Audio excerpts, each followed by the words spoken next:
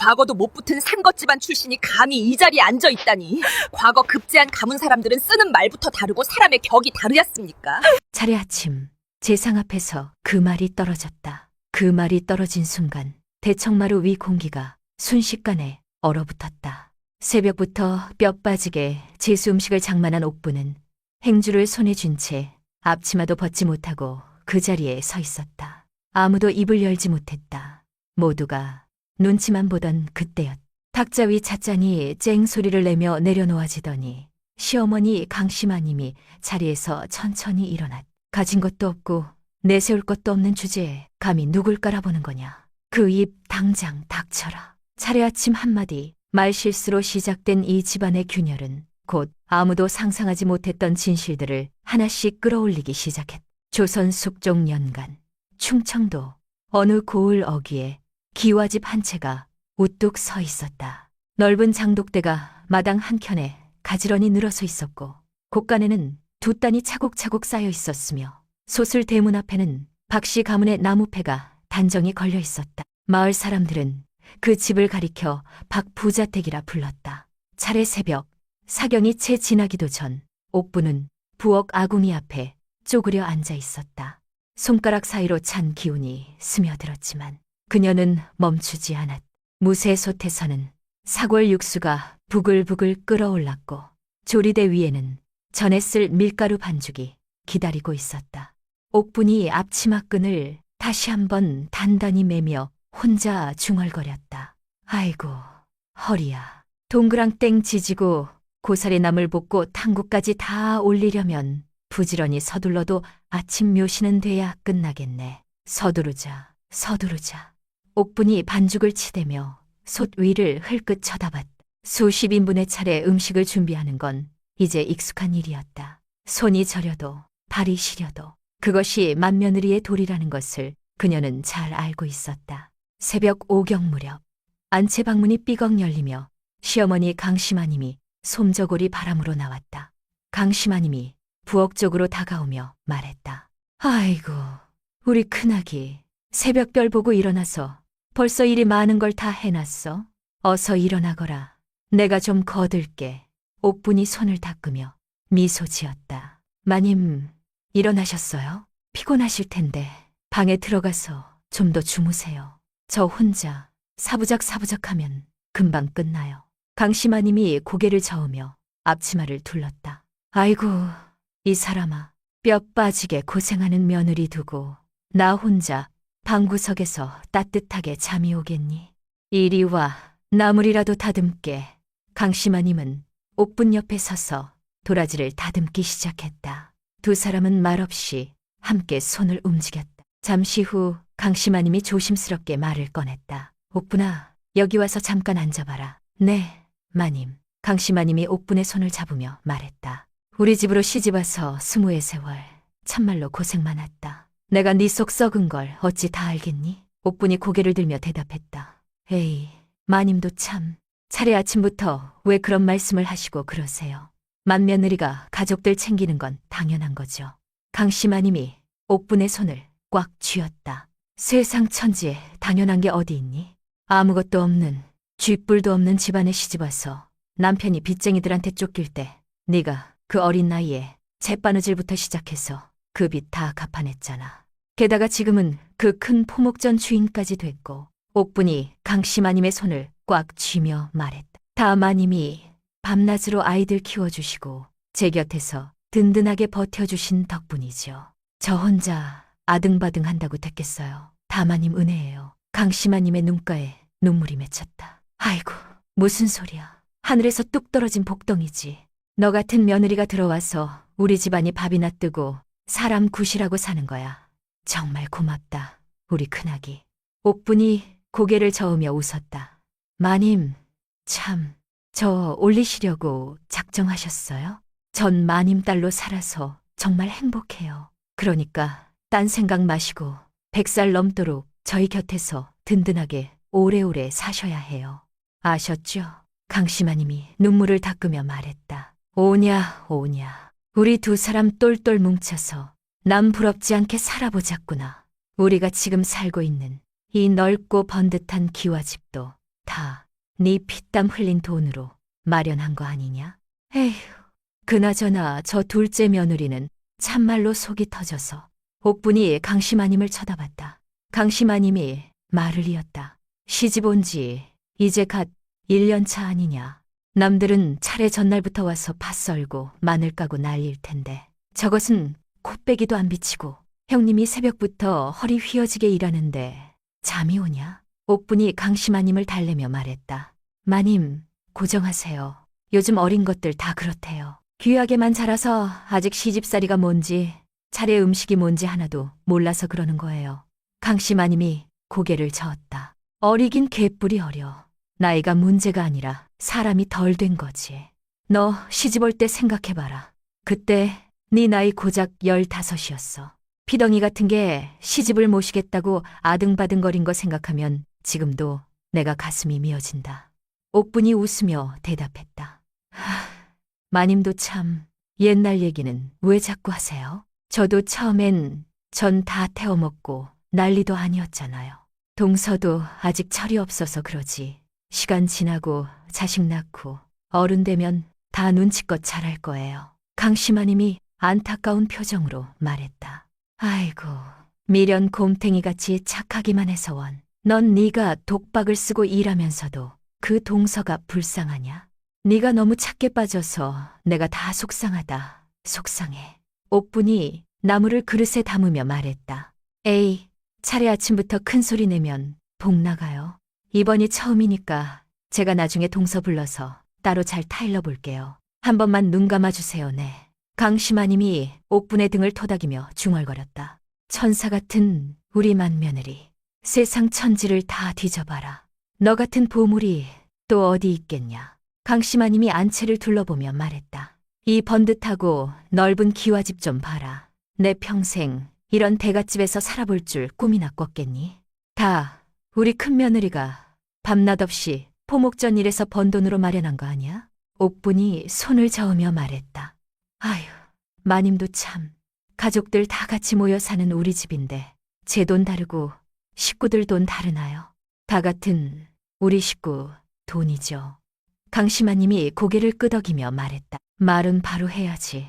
네가 밤낮으로 일해서 번 돈으로 마련한 집인데 당연히 네 집이지 누구 집이야.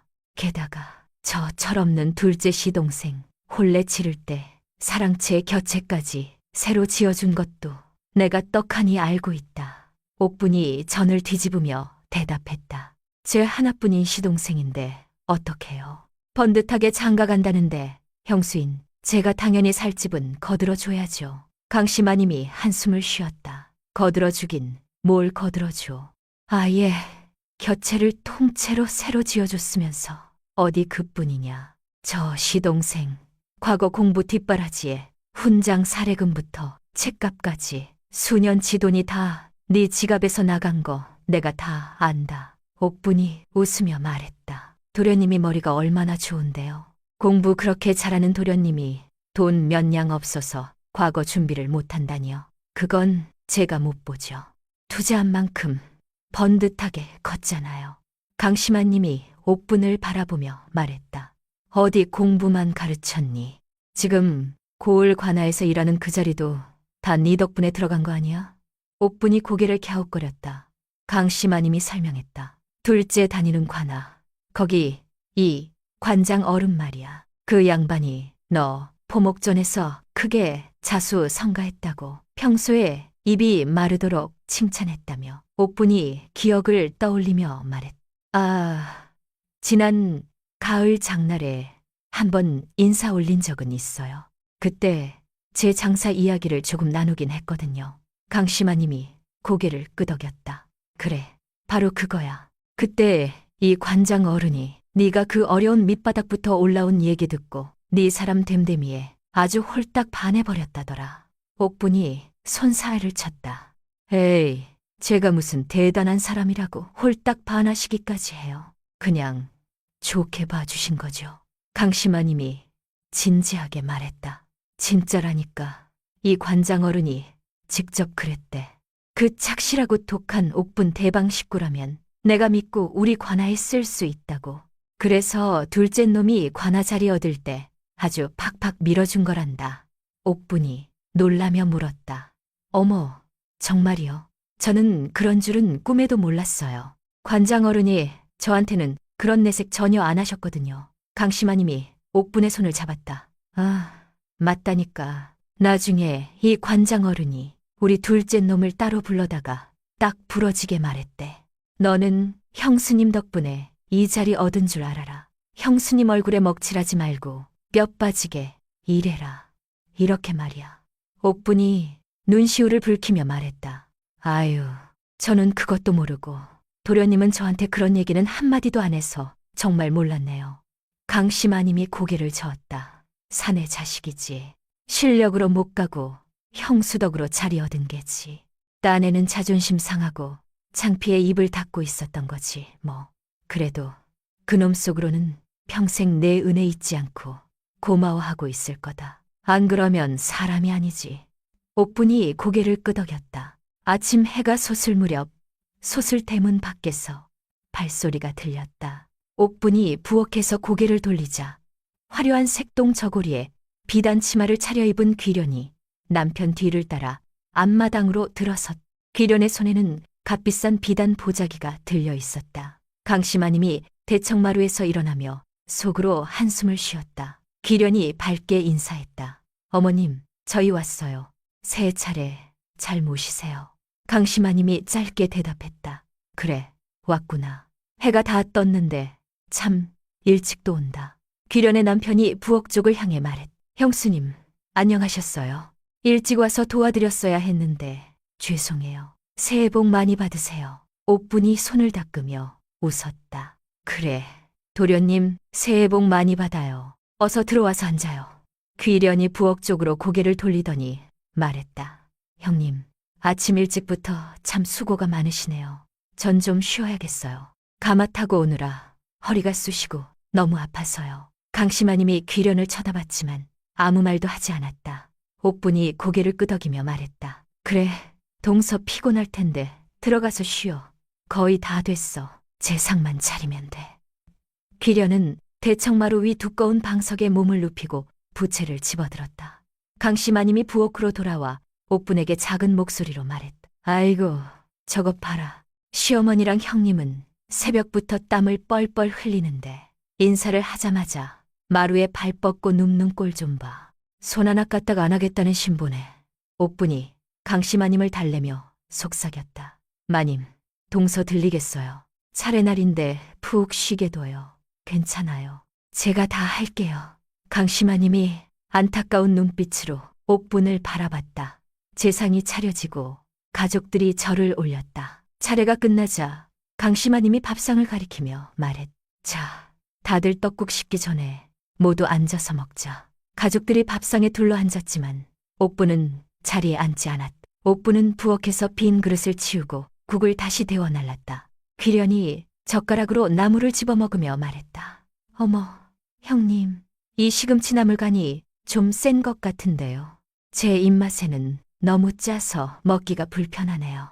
귀련의 남편이 급히 귀련의 팔을 툭 쳤다. 야, 눈치 좀 챙겨. 형수님이 새벽부터 뼈 빠지게 고생해서 차려주신 건데 그런 말 하지 마. 그냥 조용히 먹어. 귀련이 어깨를 으쓱하며 대꾸했다. 왜 쳐요? 짠 걸 짜다고 사실을 말한 건데 뭐 제가 틀린 말 했어요? 강심아님이 젓가락을 내려놓으며 귀련을 쏘아봤다. 식사가 끝나고 옥분이 깎은 배 접시를 밥상에 내려놓았다. 귀련이 배 조각을 집어들더니 눈을 찌푸렸다.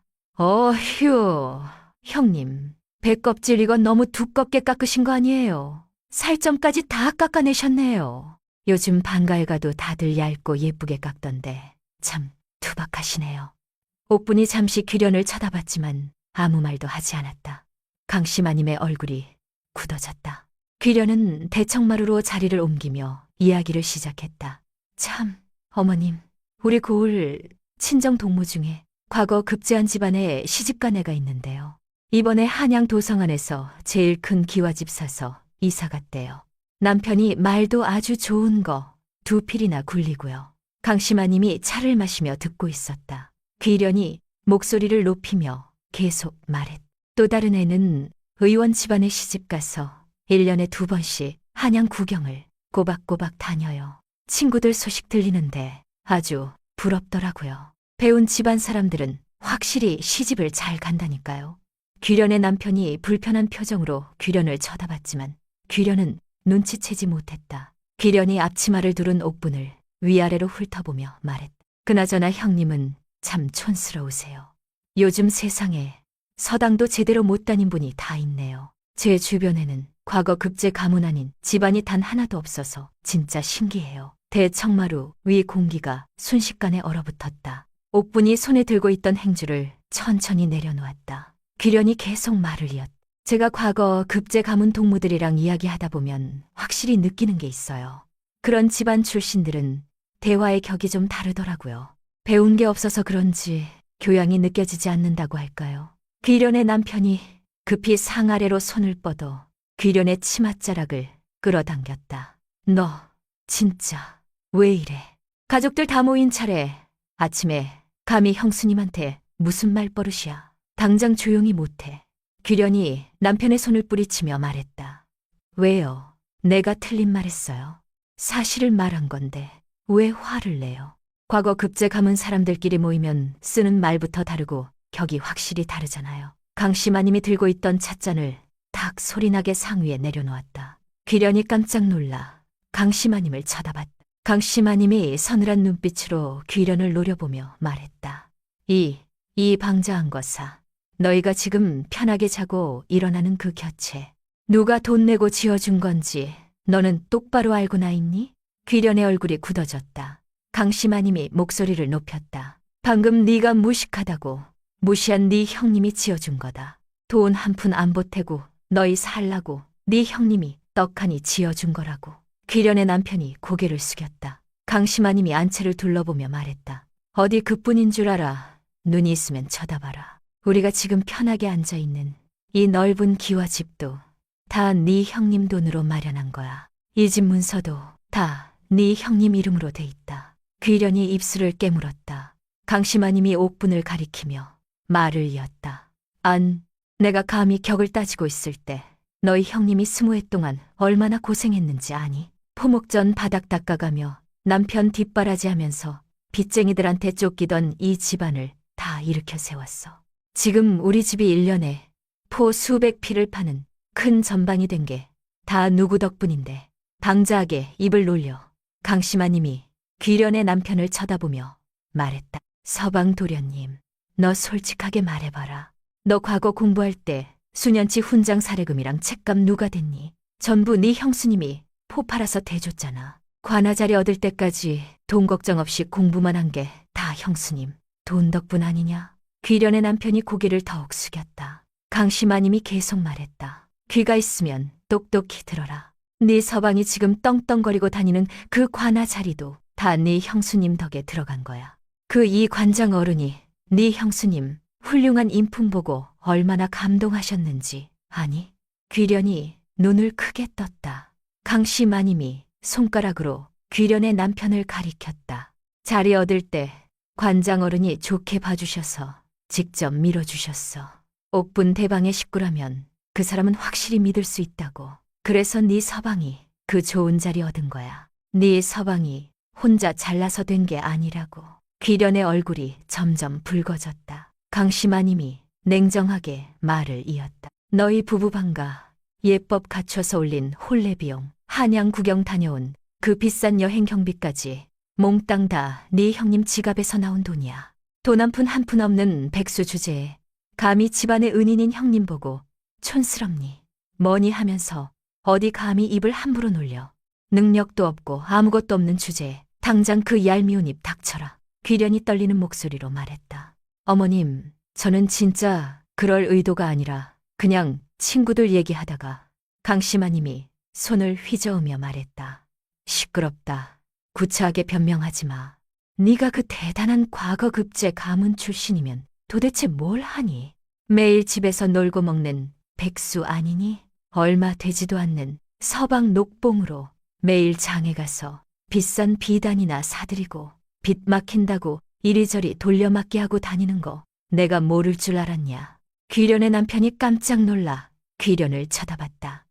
강씨마님이 옥분을 바라보며 말했다. 내 두 눈에 흙이 들어가기 전까지 우리 집에서 진짜 기둥인 옥분이한테 누구든 함부로 하는 꼴은 가만히 두고 못 본다. 과거 급제 문서 종이가 도대체 밥을 먹여주냐. 그런 거 하나도 안 중요해. 남한테 베풀 줄 아는 능력과 따뜻한 인성이 최고인 거야. 귀련이 자리에서 일어나며 말했다. 저기 어머님, 저 잠깐 뒷간 좀 다녀올게요. 귀련은 대청마루를 빠져나가 뒷젖으로 황급히 사라졌다. 옥분은 조용히 밥상을 정리하며 아무 말도 하지 않았다. 강씨마님이 옥분의 손을 잡으며 말했다. 우리 큰며느리, 억울한 소리 듣고 참느라 수고했어. 이제 상은 나중에 치우고 앉아서 좀 쉬어. 옥분이 작게 미소 지으며 고개를 끄덕였다. 강씨마님이 옥분의 손을 꽉 쥐며 속삭였다. 천사 같은 너 같은 며느리 있어서 무너져가던 우리 집이 이렇게 번듯하게 잘 살게 됐어. 속상하게 해서 미안하고 정말 고맙다. 옥분이 강씨마님의 손을 감싸 쥐며 대답했다. 마님, 무슨 그런 말씀을 하세요? 제 편 들어주시고 칭찬해 주셔서 저야말로 정말 감사해요. 차례가 지나고 사흘째 되는 날, 옥분은 포목전 안채 대청 앞 책상에 앉아 있었다. 옥분이 장부 뭉치를 넘기며 각 분점들의 복값 지원 결제란에 도장을 찍었다. 곁에 있던 심부름꾼 아이가 차 쟁반을 들고 들어오며 말했다. 대방마님, 신상 포목 품평회 준비 다 됐습니다. 옥분이 고개를 들며 대답했다. 알았어요. 금방 내려갈게요. 옥분은 잠시 창밖을 내다봤다. 저 멀리 보이는 장터 건물이 옥분의 시선에 들어왔다. 옥분의 머릿속에 5년 전 기억이 떠올랐다. 당시 옥분은 작은 포목전을 운영하고 있었다. 어느 날 건물 주인이 불쑥 찾아와 말했다. 마님, 한 달 안에 가게 비워주세요. 1층에 큰 비단 도가가 들어옵니다. 옥분이 놀라 되물었다. 네? 계약 기간이 아직 1년이나 남았는데요. 건물 주인이 코웃음을 치며 말했다. 위약금 주면 되죠. 어차피 비단 도가가 세를 2배 준대요. 옥분이 떨리는 목소리로 말했다. 제발 좀 생각해 주세요. 저 여기서 5년째 장사하고 있어요. 건물 주인이 손을 내으며 말했다. 장사는 무슨...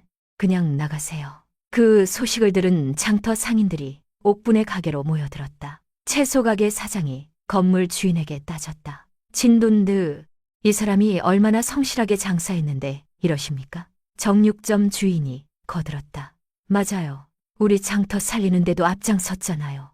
건물 주인이 짜증스럽게 말했다. 당신들은 상관없는 일이니까 빠지세요. 상인 회장이 앞으로 나서며 말했다. 상관없긴요. 우리가 다 같이 싸울 겁니다. 결국 상인들의 집단 항의로 건물 주인은 물러섰다.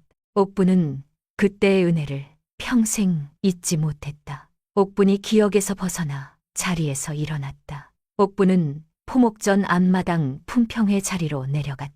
일꾼들이 준비한 신상 포목감들이 멍석 위에 펼쳐져 있었다. 옥분이 앞치마를 두르며 말했다. 자, 오늘은 제가 직접 짜임새를 살펴볼게요. 다들 눈으로 확인해 주세요. 일꾼들이 고개를 끄덕이며 자리에 앉았다. 같은 시각 귀련은 고울한 큰 장터 비단 가게에 앉아 있었다. 가게 주인이 고운 명주 비단을 꺼내 보이며 말했다. 마님, 이번 철 신상입니다. 한양서 막 내려온 것이에요. 귀련이 비단을 집어들며 물었다. 얼마예요? 가게 주인이 미소 지으며 대답했다. 한 필에 은 40냥입니다. 귀련이 망설임 없이 돈주머니를 내밀었다. 이걸로 해주세요. 귀련은 보자기 꾸러미 여러 개를 들고 장터를 나섰다. 저녁 무렵 귀련은 곁에 마루바닥에 꾸러미를 풀어 헤쳤다. 귀련은 새로 산 비단과 놀이개가 방 안에 늘어놓아졌다. 살인문이 삐걱 열리고 심부름꾼이 전해준 편지 몇 통이 방 안 상위로 놓였다. 귀련이 편지 봉투를 집어들었다. 붉은 글씨로 적힌 전방 외상값 독촉 고지서였다. 귀련의 손이 떨렸다. 두 번째 봉투도 독촉장, 세 번째 봉투도 독촉장이었다. 귀련이 방 안 구석에 주저앉으며 중얼거렸다. 이번 달 것도 못 냈는데 밤이 깊어 귀련의 남편 도준이 관아에서 돌아왔다. 도준이 갓을 벗으며 방 안으로 들어서다가 상위 독촉장을 발견했다. 도준이 독촉장을 집어들고 머리를 감싸 쥐었다. 이게 다 뭐야? 또 얼마나 샀어? 기련이 방 한켠에서 일어나며 말했다. 필요한 거 샀어. 도준이 목소리를 높였다. 필요한 게 이렇게 많아? 내 녹봉으로 어떻게 감당해? 기련이 팔짱을 끼며 대꾸했다. 그러니까 당신이 돈을 더 벌어야지. 도준이 한숨을 쉬며 의자에 앉았다. 도준이 조심스럽게 말을 꺼냈다. 여보, 형수님한테 가서 사정 좀 해보자. 이러다간 우리 파산이야. 기련의 얼굴이 일그러졌다. 뭐라고? 도준이 기련의 손을 잡으며 말했다. 형수님이 워낙 넉넉하신 분이잖아. 사정 얘기하면 도와주실 거야. 기련이 도준의 손을 뿌리치며 소리쳤다. 절대 안 돼. 서당도 못 나온 것한테 고개 숙이라고? 도준이 당황하며 말했다. 서당이 무슨 상관이야? 형수님은 우리 은인이잖아. 기련이 눈을 부라리며 말했다. 은인이고 뭐고 그냥 돈 많은 거지. 당신은 형수님이 대단해 보여? 나는 아니야. 도준이 고개를 저었다. 당신 지금 정신이 있는 거야. 형수님이 우리한테 얼마나 잘해주셨는데. 기련이 안방으로 들어가며 문을 쾅 닫았다. 기련은 방 안에서 침상에 누워 천장을 쳐다봤다. 기련의 머릿속에서 옥분의 얼굴이 떠올랐다. 기련이 이를 갈며 중얼거렸다. 고작 서당도 못 나온 주제에 나보다 잘 사는 게 말이 돼. 기련은 자신의 과거를 떠올렸다. 한양 반가서녀 출신으로 자란 기련은 글공부 청탁 사건에 휘말렸다. 훈장집에 뒷돈을 들이민 사실이 들통나자 글방 측은 기련을 내쫓으려 했다. 기련은 학문 세계에서 매장당할 위기에 처했다. 그때 지금의 남편 도준을 만났고 서둘러 혼례를 올렸다. 기련은 그 과거를 아무에게도 말하지 않았다. 밤이 깊어지자 기련은 작은 서재로 들어갔다. 기련이 등잔에 불을 밝히고 앉아 붓을 들었다. 기련의 머릿속에 한 가지 생각이 자리 잡기 시작했다. 기련이 혼자 중얼거렸다. 어디서 시작하면 되겠네. 기련은 새 종이를 펼치고 허위 고발 시나리오를 적어 내려갔다. 어두운 등잔불이 기련의 얼굴을 차갑게 비쳤다. 한 달 후 옥분의 포목전 본점 일꾼들의 사무공간은 새 분점 100호 돌파 기념 행사 준비로 분주했다.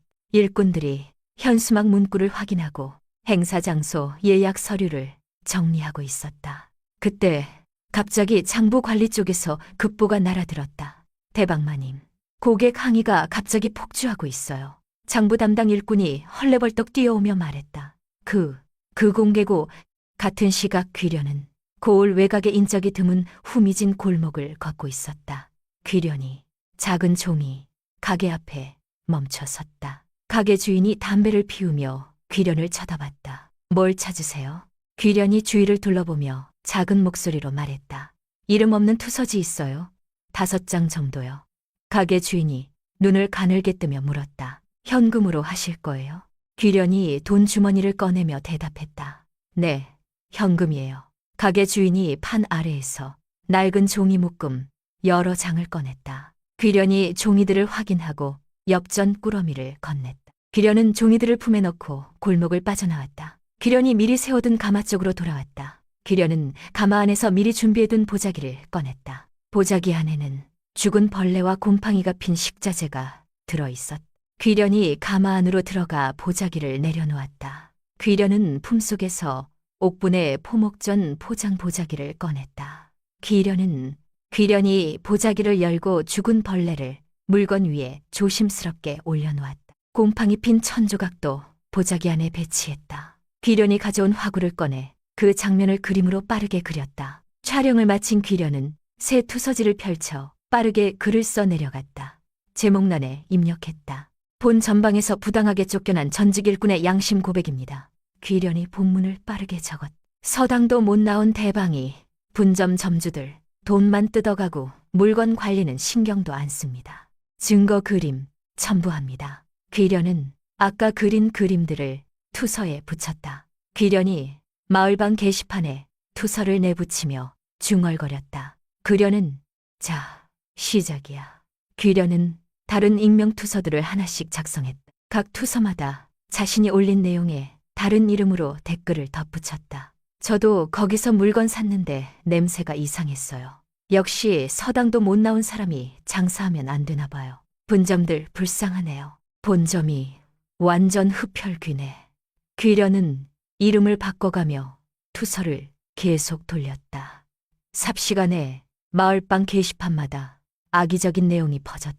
귀련이 고울한 장터 게시판에도 똑같은 내용을 붙였다. 장날 오가는 사람들 사이에도 소문이 퍼졌다. 귀련이 소문이 퍼지는 걸 확인하며 말했다. 잘 되고 있어. 포목전 본점은 완전히 난리가 났다. 심부름꾼이 수화기를 들고 말했다. 네, 손님. 저희가 확인해 보겠습니다. 옆자리 심부름꾼도 당황한 표정을 지었다. 아니, 그런 일은 절대 없습니다. 오해이십니다. 장부 담당 일꾼이 급히 옥분의 안채로 달려왔다. 대방마님, 큰일 났습니다. 옥분이 장부에서 고개를 들었다. 무슨 일이에요? 장부 담당 일꾼이 투서 내용을 옥분에게 건넸다. 장터마다 악성 투서가 붙었어요. 불결한 물건 그림이랑 함께요. 옥분이 투서 내용을 보며 눈살을 찌푸렸다. 고울난 사람들 입에서 입으로 옥분의 포목전 이름이 퍼져나가고 있었다. 소문에는 악담이 쏟아지고 있었다. 역시 서당도 못 나온 것은 믿으면 안 되나 봐. 분점 점주들 등쳐먹는 거 사실이냐? 다신 거기서 포 안 사야겠다. 옥분이 내용을 내리며 입술을 깨물었다. 심부름꾼 아이가 급히 들어오며 말했다. 대방마님, 분점 점주들한테서 항의 전갈이 계속 오고 있어요. 옥분이 자리에서 일어났다. 일꾼들 다 회의 자리로 모이라고 해요. 지금 당장. 고을 각지의 분점에서는 손님들이 발길을 끊기 시작했다. 한 분점 주인이 손님에게 애원했다. 손님, 저희는 정말 깨끗하게 운영하고 있습니다. 오셔서 직접 확인해 보세요. 손님이 차가운 목소리로 말했다. 장터에 다 나왔던데요. 안 가겠어요. 분점 주인이 한숨을 쉬며 발걸음을 돌렸다. 다른 분점에서는 환불을 요구하는 손님들로 북적였다. 분점 일꾼이 손님에게 고개를 숙이며 말했다. 정말 죄송합니다. 본점에 확인해 보겠습니다. 옥분이 회의 자리에 들어서자 일꾼들이 불안한 표정으로 앉아 있었다. 옥분이 앞에 서며 말했다.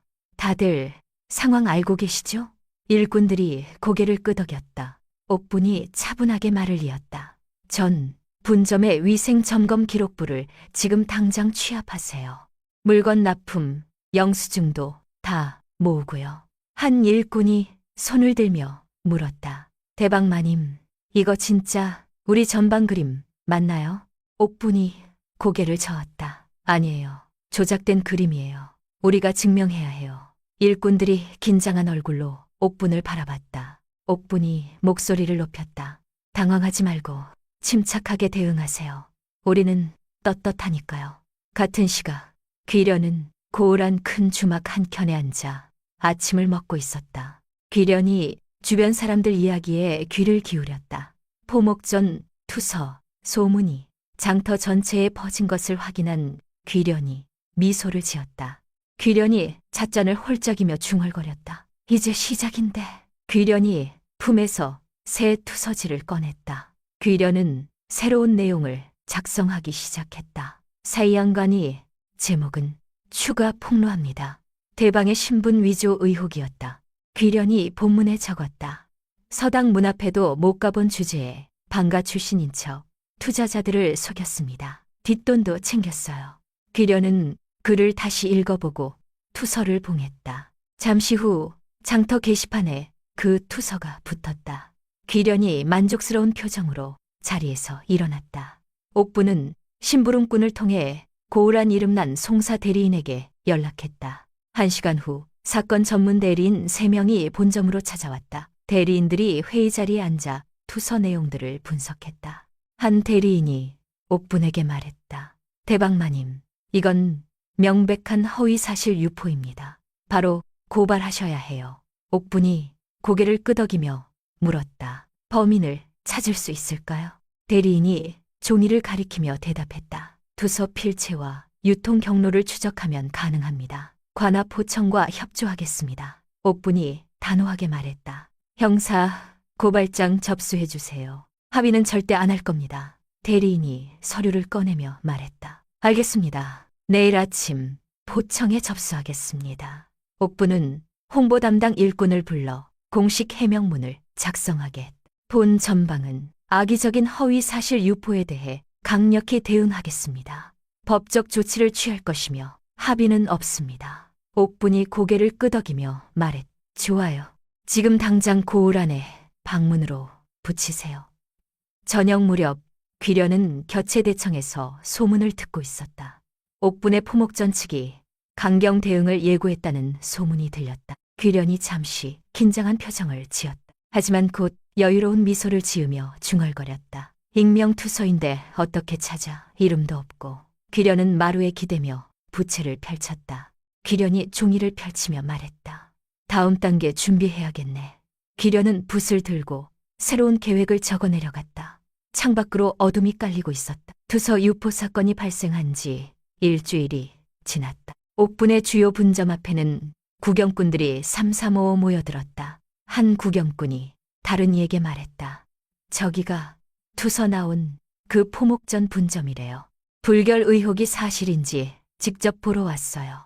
다른 구경꾼이 분점 창문에 얼굴을 들이대며 말했다. 안에 손님이 한 명도 없네요. 역시 소문이 사실인가 봐요. 분점 일꾼이 밖으로 나와 구경꾼들에게 말했다. 여기서 이러시면 안 됩니다. 영업 방해해요. 구경꾼이 고함을 지르며 말했다. 우리가 알 권리가 있잖아요. 지나가던 사람들이 하나둘 모여들기 시작했다. 옥부는 본점 회의 자리에서 긴급 회의를 소집했다. 재무 담당이 장부를 펼치며 말했다. 대박마님, 이번 주 매상이 지난주 대비 6할이 떨어졌습니다. 영업 담당이 한숨을 쉬며 말을 이었다. 분점들이 새 납부를 못하겠다고 연락 오고 있습니다. 옥분이 책상을 손으로 짚으며 말했다. 본점 비축금이 얼마나 남았죠? 재무 담당이 대답했다. 30양짜리 보따리 30묶음 정도 있습니다. 옥분이 고개를 끄덕이며 말했다. 그 돈 다 풀어요. 분점 세비용이랑 영업 손실 전부 본점에서 보전해 줍니다. 담당자들이 놀라 옥분을 쳐다봤다. 재무 담당이 조심스럽게 말했다. 대박마님, 그러면 본점 운영 자금이. 옥분이 손을 들어 말을 막았다. 괜찮아요. 분점들이 망하면 본점도 끝이에요. 지금은 버티는 게 중요합니다. 다음 날 아침 고울한 소문꾼들 사이에 소식이 퍼졌다. 포목전 본점이 분점의 수십량 지원 발표. 하지만 소문의 내용은 옥분의 의도와 달랐다. 업계에서는 이번 지원이 불결 의혹을 덮기 위한 입막음 돈봉투가 아니냐는 의혹을 제기하고 있다. 옥분이 소문 내용을 듣고 책상을 쳤다. 이게 무슨 소리예요? 홍보 담당 일꾼이 황급히 들어오며 말했다. 대박마님, 경쟁 전방에서 소문꾼들에게 돈을 뿌린 것 같습니다. 옥분이 입술을 깨물었다. 그날 오후 귀련은 장터에서 산 고급 비단 꾸러미를 들고 시댁으로 향했다. 귀련이 살인문을 두드리자 강씨마님이 문을 열었다. 강씨마님이 귀련을 보고 눈살을 찌푸렸다. 왜 왔니? 귀련이 비단 꾸러미를 내밀며 웃었다. 어머님께 드리려고 샀어요. 강씨마님이 꾸러미를 받지 않고 물었다. 용건이 뭐니? 귀련이 주위를 둘러보며 작은 목소리로 말했다. 안에서 얘기해도 될까요? 강씨마님이 마지못해 문을 열어주었다. 귀련이 안채 마루에 앉으며 말을 꺼냈다. 어머님, 요즘 형님 전방 상황 들으셨죠? 강씨마님이 차가운 표정으로 대답했다. 그래서 귀련이 몸을 앞으로 기울이며 말했다. 전방이 곧 망할 것 같아요. 그러면 형님 명의로 된 재산이 다 넘어가요. 강씨마님의 눈빛이 날카로워졌다. 귀련이 계속 말했다. 이 집도 형님 명의잖아요. 미리 문서 이전에 두셔야 해요. 강씨마님이 자리에서 일어서며 말했다. 지금 무슨 소리 하는 거니? 귀련이 당황하며 말했다. 어머님을 위해서 하는 말이에요. 나중에 후회하시면. 강씨마님이 귀련이 가져온 비단 꾸러미를 집어들었다. 강씨마님이 살인문을 열고 꾸러미를 밖으로 내던졌다. 당장 나가. 귀련이 깜짝 놀라 일어섰다. 강씨마님이 귀련을 노려보며 말했다. 남의 불행을 바라면서 재산이나 탐내는 며느리가 어디 있니? 썩어져. 귀련이 입을 떨며 말했다. 어머님, 제 말 좀. 강씨마님이 손을 휘저으며 소리쳤다. 나가라니까. 다시는 내 앞에 나타나지 마. 귀련은 황급히 살인문을 빠져나갔다. 저녁 무렵 도준이 관아에서 돌아왔다. 근지 도준이 귀련이 안채에서 기다리고 있다가 도준에게 달려갔다. 당신 큰일 났어. 도준이 갓을 벗으며 물었다. 무슨 일인데? 귀련이 도준의 팔을 잡으며 말했다. 형수님 전방망에. 그럼 우리 곁에도 넘어간다고. 도준이 놀라 귀련을 쳐다봤다. 뭐라고? 귀련이 목소리를 높였다. 이 곁에 형수님 명이잖아. 빚 때문에 관아에서 다 가져갈 거야. 도준이 마루에 주저앉으며 말했다. 그럴 리가. 귀련이 도준 옆에 앉아 속삭였다. 지금 문서 이전 받아야 해. 안 그러면 우리 길거리에 나앉아. 밤이 깊어지도록 귀련은 도준을 설득했다. 귀련이 상위에 쌓인 외상 독촉장을 가리키며 말했다. 우리 빚도 이렇게 많은데 집까지 잃으면 어떡해. 도준이 머리를 감싸주며 말했다. 형수님한테 어떻게 그런 말을 해. 귀련이 도준의 손을 잡으며 간절하게 말했다. 당신이 가서 조심스럽게 부탁하면 돼. 어차피 당신 동생이잖아. 도준이 고개를 저었다. 형수님이 얼마나 잘해주셨는데. 귀련이 눈물을 글썽이며 말했다. 나 아이 가졌어. 아이 생각해서라도 집은 지켜야 해. 도준이 깜짝 놀라 귀련을 쳐다봤다. 정말이야? 귀련이 고개를 끄덕였다. 도준이 한참을 고민하다가 한숨을 쉬었다. 다음 날 점심 무렵 도준이 옥분의 포목전 본점 대청 앞에 섰다. 도준이 문을 두드렸다. 형수님, 저 도준이에요. 옥분이 문을 열며 미소 지었다. 도련님, 무슨 일이에요? 들어와요. 도준이 들어서며 주위를 둘러봤다. 옥분이 자리를 가리키며 말했다. 앉아요. 무슨 일로 왔어요? 도준이 품에서 서류를 꺼냈다. 도준이 떨리는 손으로 서류를 옥분에게 내밀었다. 형수님, 이거. 옥분이 서류를 받아 펼쳐봤다. 곁에 문서 이전 신청서였다. 옥분의 표정이 굳어졌다. 도준이 작은 목소리로 말했다.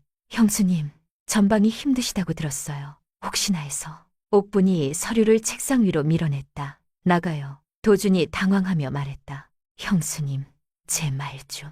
옥분이 자리에서 일어서며 차갑게 말했다. 당장 나가라고 했어요.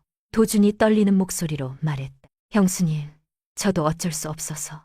옥분이 문을 열며 말했다. 도련님, 내가 어떤 심정으로 도련님 훈장 사례금부터 지금 다니는 관아 자리까지 다 제가 해준 거 잊었어요? 그런데 나한테 이럴 수 있어요? 도준이 고개를 숙였다. 옥분이 목소리를 높였다. 나가요. 다시는 제 앞에 나타나지 마요. 도준이 황급히 대청을 빠져나갔다. 같은 시각 귀련은 곁에 마루에 앉아 새 투서를 작성하려는데 갑자기 먹이 다 떨어졌다. 귀련이 짜증스럽게 혀를 찼다. 귀련이 무의식적으로 빈 벼루 옆에 놓인 두꺼운 장부를 밀어냈다. 그 바람에 장부가 마루 아래로 떨어졌다. 귀련은 대충 몸을 구부려 장부를 집으려다가 마루 아래 한켠에 묶어둔 낡은 먹덩어리를 발견했다. 귀련이 먹을 갈아 새 투서를 빠르게 써서 마당 밖으로 내보냈다. 그 순간 송사 대리인 사무실에서 사건 전문가가 두꺼운 기록 서류를 응시하고 있었다. 전문가가 갑자기 자리에서 벌떡 일어났다. 잡았다. 옆에 있던 대리인이 달려왔다. 뭘 잡았어요? 전문가가 종이를 가리키며 말했다. 범인 필체요.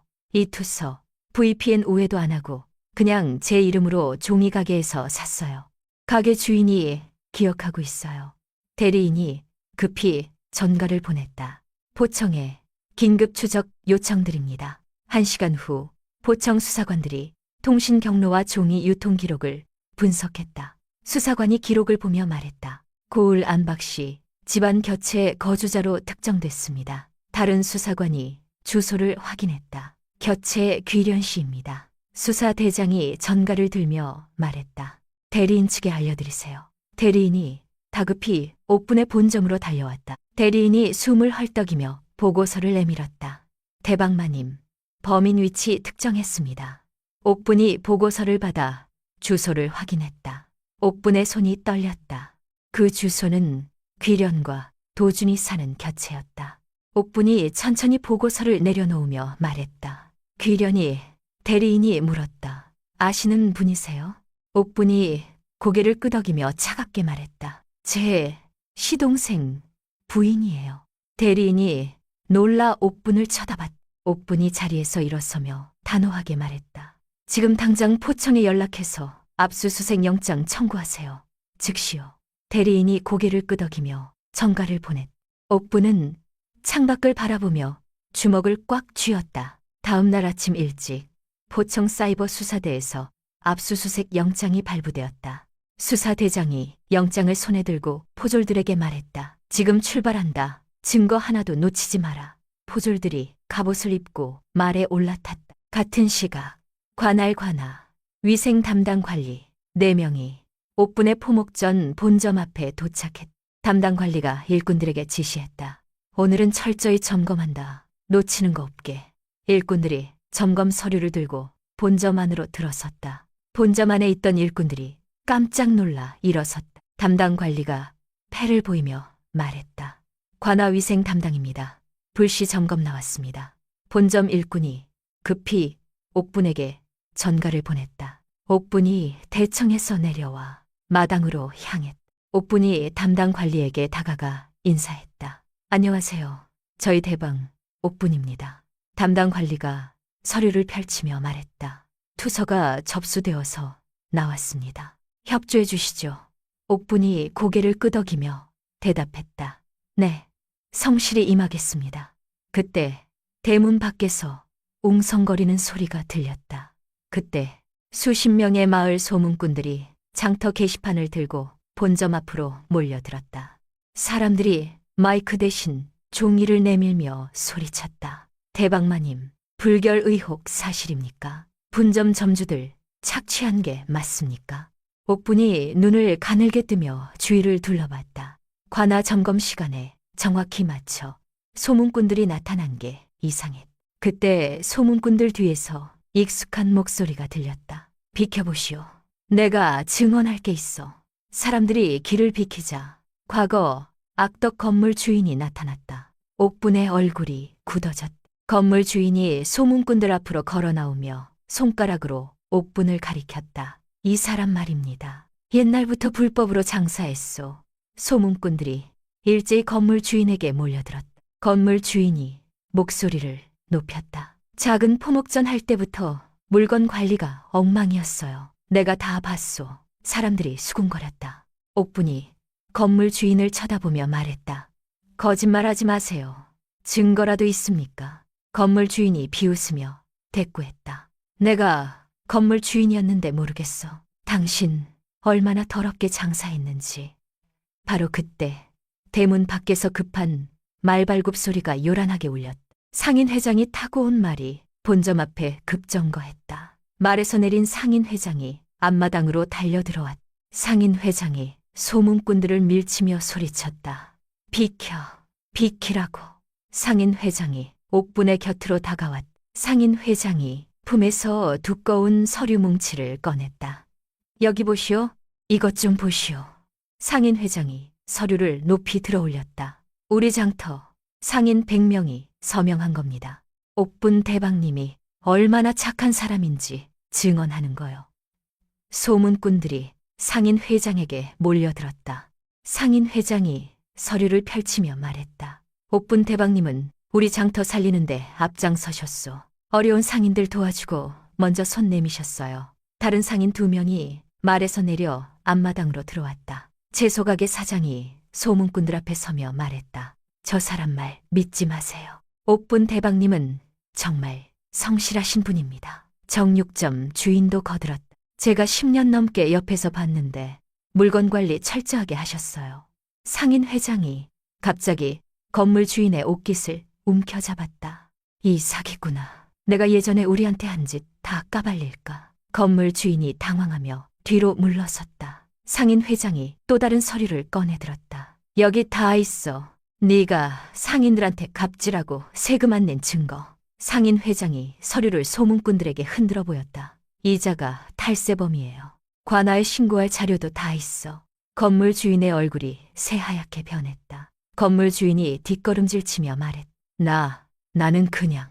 상인 회장이 건물 주인을 밀어내며 소리쳤다. 썩어져. 돈 받고 거짓말하러 온 거 다 알아. 같은 시각 귀련의 곁에 앞에 포졸 3대가 도착했다. 포졸들이 말에서 내렸다. 수사대장이 말했다. 전 인원 배치 완료. 돌입한다. 포졸들이 곁에 살인문 앞에 섰다. 한 포졸이 문을 두드렸다. 안에서 아무 대답이 없었다. 수사대장이 손짓하며 말했다. 문 열어. 포졸이 도구를 꺼내 살인문 자물쇠를 강제로 열었다. 문이 열리자 포졸들이 일제히 안으로 진입했다. 포청이다. 움직이지 마. 마루 위에는 아무도 없었다. 포졸들이 방마다 문을 열어 확인했다. 한 포졸이 마루 아래를 들여다봤다.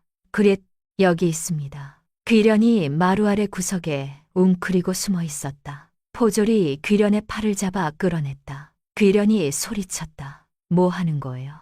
영장 있어요? 수사대장이 영장을 귀련에게 보여주며 말했다. 압수수색 영장입니다. 협조하세요. 포졸들이 집안을 뒤지기 시작했다. 한 포졸이 서재에서 투서 작성에 쓰인 붓과 먹, 종이 뭉치를 발견했다. 투서 도구 발견. 다른 포졸이 방석 사이에서 익명투서 초안 5장을 꺼냈다. 투서 초안도 여러 장 있습니다. 수사대장이 증거물을 확인하며 말했다. 전부 압수한다. 확인하고 봉인해. 귀련이 바닥에 주저앉으며 울부짖었다. 아니에요. 그건 제 거 아니에요. 포졸이 귀련에게 포승을 채웠다. 수사대장이 차갑게 말했다. 허위사실 유포 및 업무 방해 혐의로 긴급 체포합니다.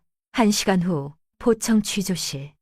귀련이 포승을 찬 채 의자에 앉아 있었다. 수사관이 책상 건너편에 앉으며 물었다. 장터와 고을 안에 허위사실 유포한 거 맞습니까? 귀련이 고개를 저으며 말했다. 아니에요. 저 아무것도 모르는데요. 수사관이 투서, 초안 사진을 보여주며 말했다. 이 투서들은 뭡니까? 귀련이 눈을 피하며 대답했다. 모르겠어요. 누가 제 방에 몰래 갖다 놓은 것 같은데요. 수사관이 한숨을 쉬며 말했다. 증거가 다 있는데 발 빼시겠습니까? 귀련이 목소리를 높였다. 조작된 거예요. 저 억울해요. 그때 취조실 문이 열렸다. 옥분이 대리인과 함께 들어섰다. 귀련이 옥분을 보고 얼굴이 창백해졌다. 형님.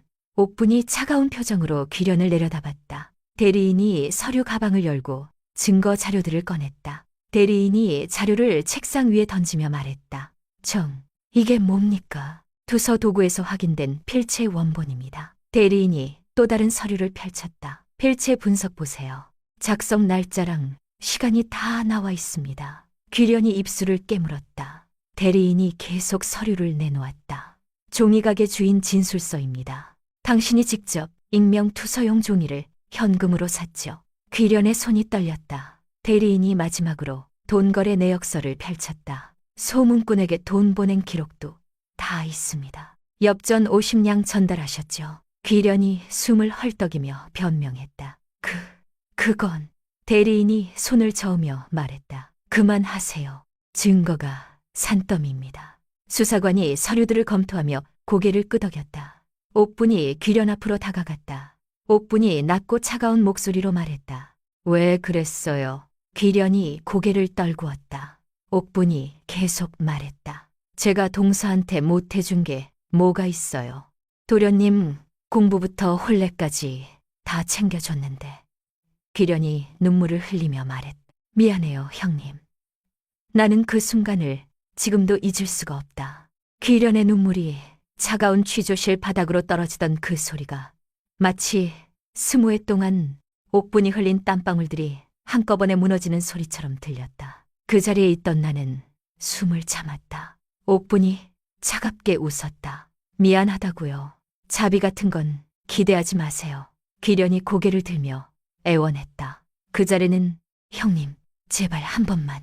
옥분이 손을 들어 말을 막았다. 옥분이 수사관을 돌아보며 말했다. 관아 최고형으로 엄히 다스려주세요. 합의는 절대 없습니다. 수사관이 고개를 끄덕였다. 알겠습니다, 대방마님.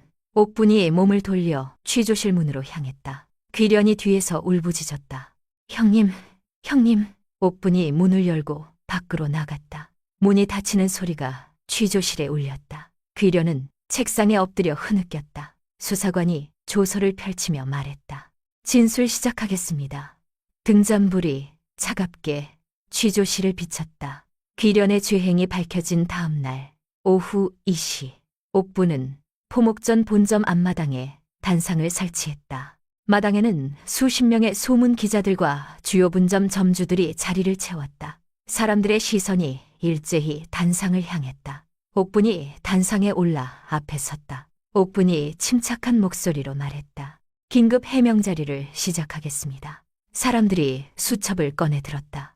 옥분이 단상 뒤 넓은 포를 걷어 그 아래 증거 자료들을 펼쳐 보였다. 옥분이 자료를 가리키며 말했다. 이것은 조작된 그림의 원본 증거입니다. 자료에는 작성 일시와 장소가 표시되어 있었다. 옥분이 계속 설명했다. 그림이 그려진 날짜를 보세요. 우리 전방에서 그려진 게 아닙니다. 소문꾼들이 수첩에 받아 적었다. 옥분이 다음 자료를 펼쳤다. 투서 유통 기록입니다. 종이가게 주인 진술도 모두 확보했습니다. 자료에는 귀련이 종이를 구매한 날짜와 장소가 나타났다. 옥분이 단호하게 말했다. 범인은 제 시동생 부인입니다. 포청이 이미 체포했습니다. 마당이 웅성거렸다. 한 소문꾼이 손을 들며 물었다. 동기가 뭡니까? 옥분이 잠시 침묵하다가 대답했다. 개인적인 원한이었던 것으로 파악됩니다. 다른 소문꾼이 앞으로 나서며 물었다. 불결 의혹은 사실 무근인 겁니까? 옥분이 고개를 끄덕였다. 네, 모두 조작된 것입니다. 우리는 철저한 물건 관리를 해왔습니다. 옥분이 자료를 다시 펼쳤다. 장터 상인들이 나오는 증언 서류가 펼쳐졌다. 상인 회장의 서명이 맨 위에 있었다. 오로는 무림이다. 후림이다. 옥분 대방님은 우리 장터에서 제일 성실한 분입니다. 채소 가게 사장의 서명도 이어졌다. 어려운 상인들 도와주시고 장터 살리는데 앞장서셨어요. 정육점 주인의 서명도 나왔다. 10년 넘게 봤는데 물건 관리 철저하게 하셨습니다. 거짓말 아닙니다. 상인들의 릴레이 증언이 줄줄이 이어졌다. 떡집 주인의 서명과 함께 이런 말이 적혀 있었다. 제가 힘들 때 옥분 대방님이 손 내밀어 주셨어요. 은인입니다. 자료 낭독이 끝나자 마당에 박수 소리가 울렸다. 옥분이 앞에 서서 말했다. 흔일이네. 저는 부끄럽지 않게 살아왔습니다. 앞으로도 그럴 것입니다. 소문꾼들이 일제히 받아 적었다. 한 분점 점주가 자리에서 일어나 말했다. 대방마님, 저희가 잘못 생각했습니다. 죄송합니다. 다른 분점 점주들도 하나둘 일어섰다. 대방마님, 믿지 못해서 미안합니다. 앞으로 본점 믿고 따르겠습니다. 옥분이 고개를 숙여 인사했다. 감사합니다. 저도 더 노력하겠습니다.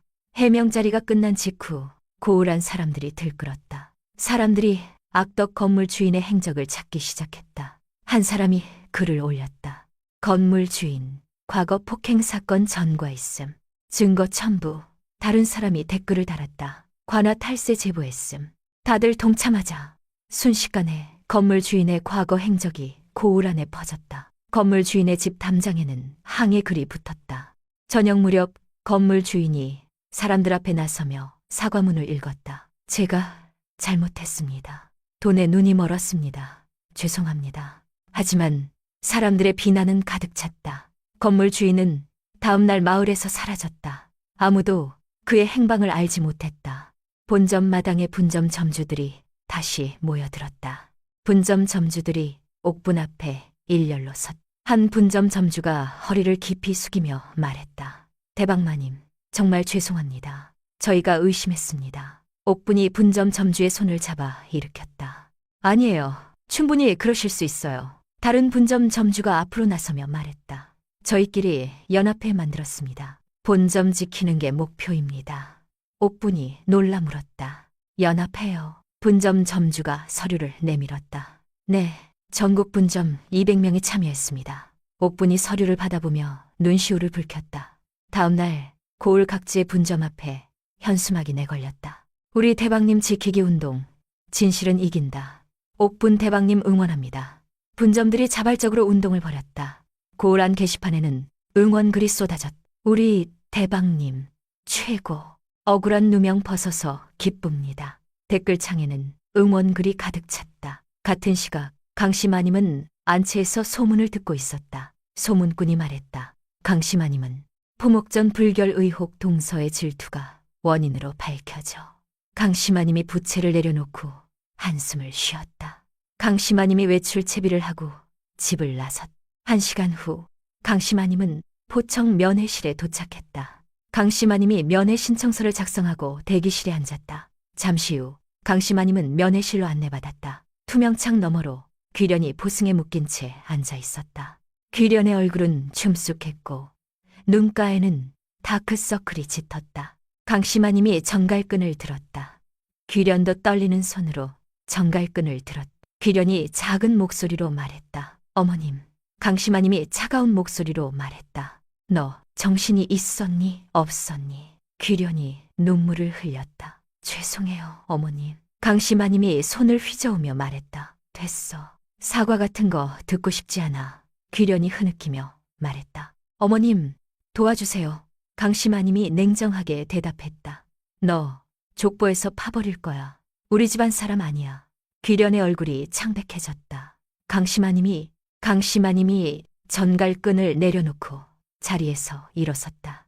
귀련이 창을 두드리며 소리쳤지만 강심아님은 돌아보지 않았다. 그날 오후 옥부는 고우란 이름난 대리인 회의 자리에 앉아 있었다. 대리인 5명이 상에 둘러앉았다. 수석 대리인이 서류를 펼치며 말했다. 손해배상 청구 소송 준비 완료했습니다. 옥분이 물었다. 청구 금액은요? 대리인이 대답했다. 영업 손실과 명예훼손 합쳐서 은 500냥입니다. 옥분이 고개를 끄덕였다. 다른 대리인이 또 다른 서류를 내밀었다. 재산 가압류 신청서도 준비했습니다. 지금 관아에 접수하시겠습니까? 옥분이 붓을 들어 서명했다. 네, 즉시 접수하세요. 이틀 후 관아에서 재산 가압류 결정이 났다. 관아 집행관이 귀련의 곳간 봉인 명령서를 전달했다. 귀련의 돈 주머니도 모두 묶였다. 검찰은 귀련의 부동산 처분 금지 명령을 내렸다. 포청 독방에서 귀련은 대리인과 면담했다. 대리인이 서류를 보여주며 말했다. 곳간 전부 봉인됐습니다. 재산 처분도 불가능합니다. 귀련이 떨리는 목소리로 물었다.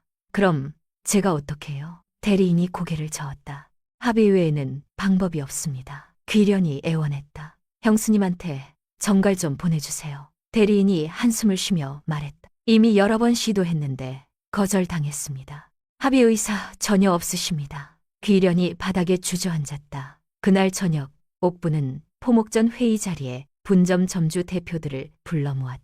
옥분이 자료를 나눠주며 말했다. 위기는 지나갔습니다. 이제 다시 시작입니다.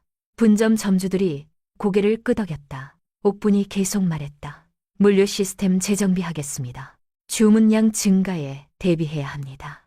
한 분점 점주가 손을 들며 말했다. 대방마님, 저희 전방에 주문이 폭주하고 있습니다. 다른 분점 점주도 거들었다. 저희도요. 재료 부족해서 조기 마감했습니다. 옥분이 미소 지으며 말했다. 알고 있습니다. 내일부터 창고 종일 가동합니다. 분점 점주들이 박수를 쳤다. 옥분이 자리에서 일어서며 말했다. 함께 이겨냅시다. 우리는 할 수 있습니다.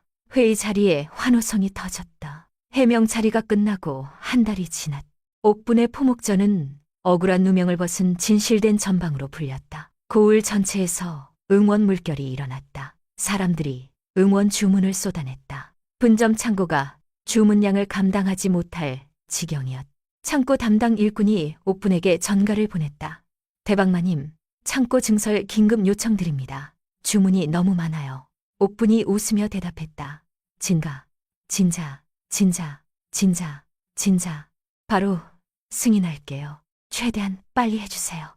오프라인 분점들도 북적였다.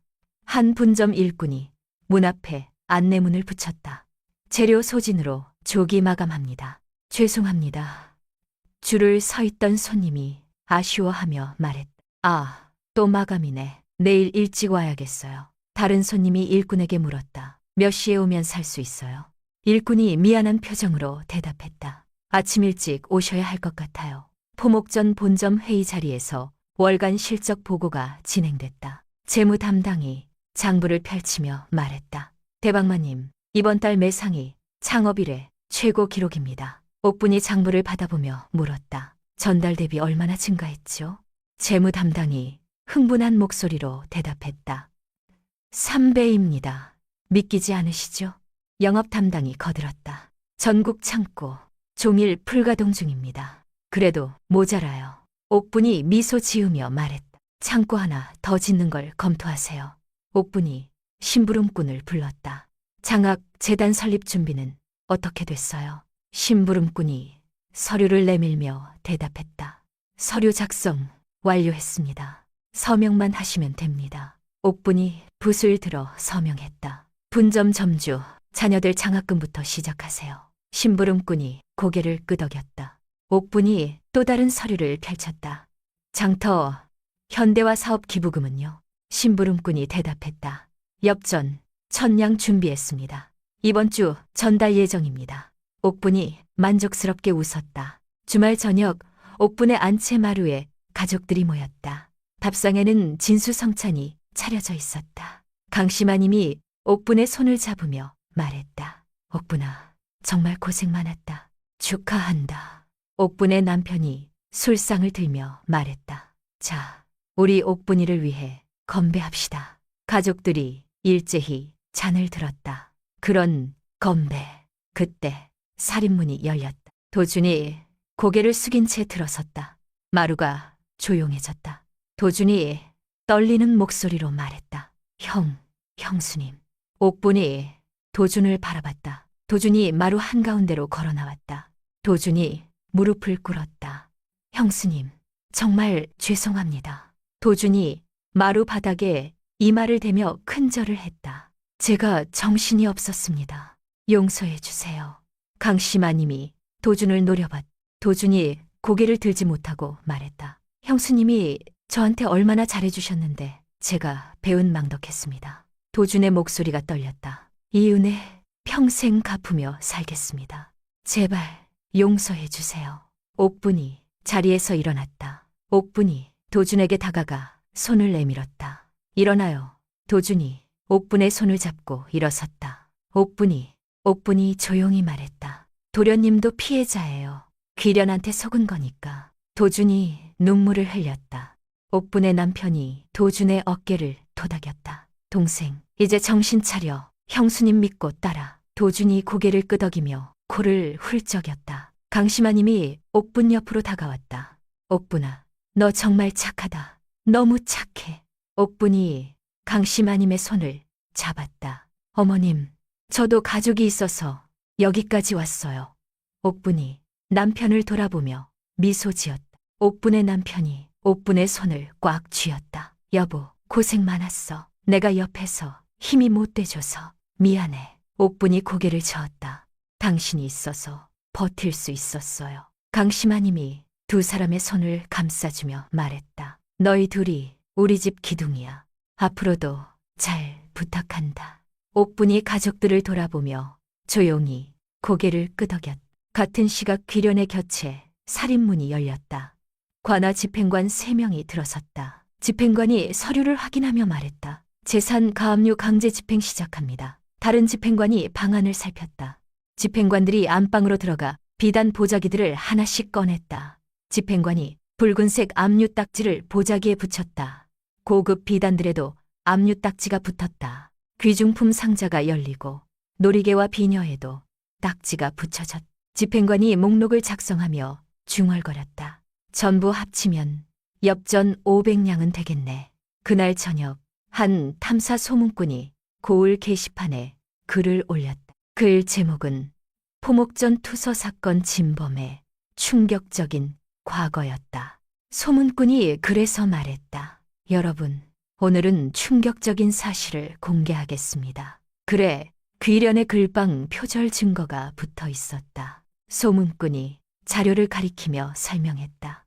이 사람은 반가 글방에서 남의 글을 표절했습니다. 다음 글에는 연구비 횡령 내역이 떴다. 훈장집 사례금까지 횡령했습니다. 증거가 여기 다 있습니다.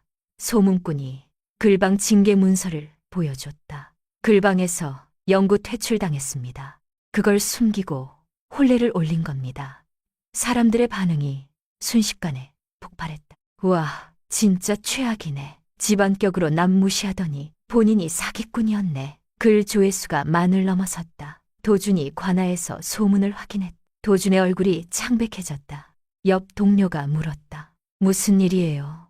도준이 떨리는 손으로 종이를 내려놓았다. 아니에요. 아무것도 아니에요. 도준이 뒷간으로 달려갔다. 도준은 세면대에 손을 짚고 거울을 쳐다봤다. 도피성 혼례. 날 속인 거야. 도준이 주먹으로 세면대를 쳤다. 퇴근 후 도준은 포청으로 향했다. 도준이 면회 신청서를 작성하고 면회실로 들어갔다. 창 너머로 귀련이 앉아 있었다. 귀련의 머리는 헝클어져 있었고 얼굴은 춤쑥했다. 도준이 전갈끈을 들었다. 귀련도 전갈끈을 집어들었다. 귀련이 눈물을 흘리며 말했다. 여보, 도준이 차갑게 말을 끊었다. 나 속인 거 맞지? 귀련이 당황하며 대답했다. 무슨 소리야? 도준이 목소리를 높였다. 글방 표절, 훈장집 횡령, 다 진짜지? 귀련이 입술을 깨물었다. 도준이 품에서 서류를 꺼냈다. 이혼 합의서야. 서명해. 도준이 서류를 창에 대고 눌렀다. 귀련이 고개를 저으며 소리쳤다. 싫어. 안 해. 도준이 냉정하게 말했다. 합의 이혼 아니면 관아 이혼이야. 선택해. 귀련이 울부짖었다. 제발 나 좀 도와줘. 도준이 전갈끈을 내려놓고 자리에서 일어섰다. 귀련이 창을 두드렸지만 도준은 돌아보지 않았다. 면회실 문이 닫혔다. 포졸이 귀련을 독방으로 데려갔다. 귀련이 독방 바닥에 주저앉았다. 귀련이 바닥을 주먹으로 쳤다. 귀련의 비명이 복도에 울렸다. 하지만 아무도 독방문을 열지 않았다. 귀련은 바닥에 엎드려 흐느꼈다. 등잔불이 차갑게 독방을 비쳤다. 귀련의 그림자가 벽에 길게 드리워졌다. 귀련의 그림자가 벽에 길게 드리워졌다. 귀련의 그림자가 벽에 길게 드리워졌다. 그리만 시간이 흘렀지만 귀련의 울음소리는 멈추지 않았다. 그로부터 1년이 흘렀다. 옥부는 고울한 가장 큰 객주 대연회장을 통째로 빌렸다. 오늘은 시어머니 강씨마님의 칠순잔치였다. 연회장 입구에는 화려한 꽃 장식이 가득했다. 수백 명의 하객들이 한복을 차려입고 자리를 채웠다. 친척들과 분점 점주들, 장터 상인들까지 모두 모였다. 강씨마님이 붉은색 한복을 입고 단상에 올랐다. 사회자가 자리를 안내했다. 강씨마님이 하객들을 둘러보며 말했다. 오늘 이렇게 많이 와주셔서 감사합니다. 하객들이 박수를 쳤다. 강씨마님이 옥분을 가리키며 말을 이었다. 제가 70까지 건강하게 산 건 다 저 며느리 덕분입니다. 옥분이 부끄러운 듯 고개를 숙였다. 강씨마님이 목소리를 높였다. 우리 집안을 일으켜 세운 건 과거 급제 문서가 아닙니다. 하객들이 조용히 귀를 기울였다. 강씨마님이 단호하게 말했다. 바로 저 며느리 옥분이의 능력과 인성입니다. 강씨마님이 옥분을 향해 깊이 허리를 숙였다. 옥분아, 정말 고맙다. 네가 없었으면 우리 집은 없었어. 옥분이 눈시울을 붉히며 자리에서 일어났다. 어머님, 제가 더 감사하죠. 연회장이 박수 소리로 가득 찼다. 상인 회장이 자리에서 일어나 말했다. 옥분 대방님은 우리 장터의 자랑입니다. 다른 상인들도 일어나 박수를 쳤다.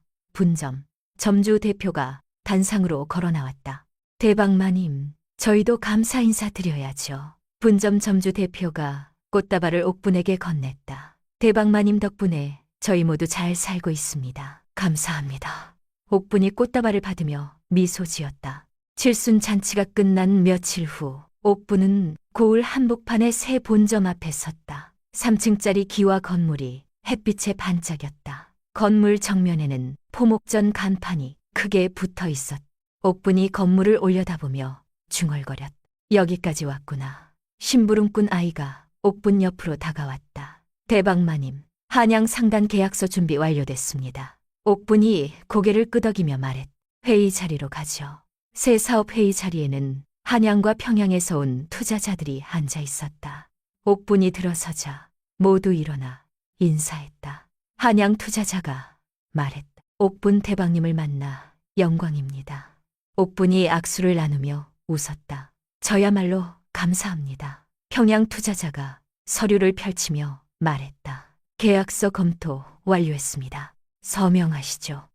옥분이 붓을 들어 계약서에 서명했다. 앞으로 잘 부탁드립니다. 회의 자리에 박수 소리가 울렸다. 그날 저녁 고을 객주에서 시상식이 열렸다. 무대 위에는 올해 존경받는 여성 상단 대방상 현수막이 걸려 있었다. 수백 명의 하객들이 객석을 채웠다. 사회자가 앞에 서서 말했다. 올해의 수상자는 옥분 대방님입니다. 조명이 옥분을 비췄다. 옥분이 무대로 올라갔다. 심사위원장이 패를 옥분에게 건넸다. 옥분이 패를 들어올리자 박수가 사방에서 터졌다. 옥분이 앞에 서며 말했다. 이 상은 제 것이 아닙니다. 옥분이 잠시 숨을 고르고 말을 이었다. 저를 믿고 따라준 분점 점주님들, 저를 키워준 장터 상인 어르신들, 그리고 제 가족분들의 것입니다. 객석에서 박수 소리가 쏟아졌다. 옥분이 패를 가슴에 안으며 고개를 숙였다. 같은 시각 고을 외곽의 낡은 주막골목, 좁은 복도의 등잔불이 깜빡였다. 한 여자가 계단을 올라와 문을 열었다. 방칸 안에는 나무 책상과 침상만 있었다.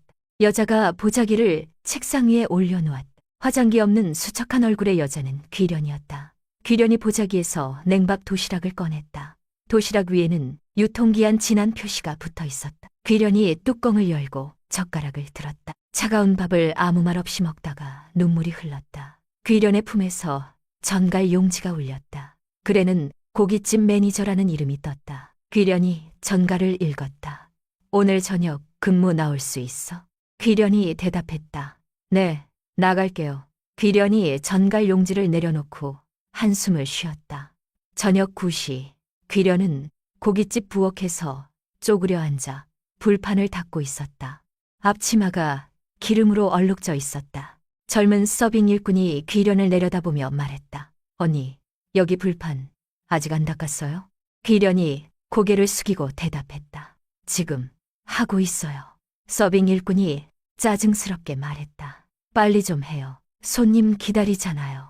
귀련이 더 빠르게 수세미질을 했다. 매니저가 부엌으로 들어왔다. 매니저가 귀련을 노려보며 말했다. 동작이 왜 이렇게 느려? 귀련이 떨리는 목소리로 말했다. 죄송합니다. 최대한 빨리 할게요.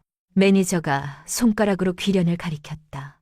나이 먹고 일도 못하면 어떡해. 진짜. 매니저가 귀련의 앞치마끈을 풀었다. 오늘은 그만 나가. 내일부터 안 나와도 돼. 귀련이 놀라 매니저를 쳐다봤다. 네? 사장님, 제가 잘못했어요. 다시 한 번만. 매니저가 손을 휘저으며 말했다. 됐어. 나가. 귀련이 앞치마를 벗고 부엌을 나왔다. 귀련이 고깃집 밖으로 나서자 빗방울이 떨어지기 시작했다. 귀련이 우산도 없이 골목을 걸었다. 빗줄기가 점점 굵어졌다. 귀련의 머리카락과 옷이 흠뻑 젖었다. 귀련이 큰 길 앞에 멈춰섰다. 길 건너 큰 객주 건물에 등간판이 밝게 켜졌다. 간판에서 시상식 소식이 울려 퍼졌다. 옥분 대방님, 올해 존경받는 여성 상단 대방 상수상. 귀련이 간판을 멍하니 올려다봤다. 이름 속 옥분은 환하게 웃고 있었다. 귀련의 손에서 보자기가 떨어졌다. 보자기 안에 들어있던 냉밥 덩어리가 빗물 웅덩이로 굴러갔다. 귀련이 그 자리에 무릎을 꿇었다. 귀련이 젖은 흙바닥을 주먹으로 쳤다. 아, 귀련의 비명이 빗소리에 묻혔다. 귀련이 바닥에 엎드려 흐느꼈다. 내가 왜 이렇게 됐어?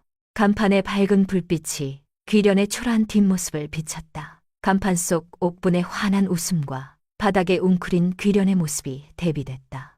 지나가던 사람들이 귀련을 흘끗 쳐다보고 지나갔다. 아무도 멈춰 서지 않았다. 빗줄기가 더욱 거세졌다.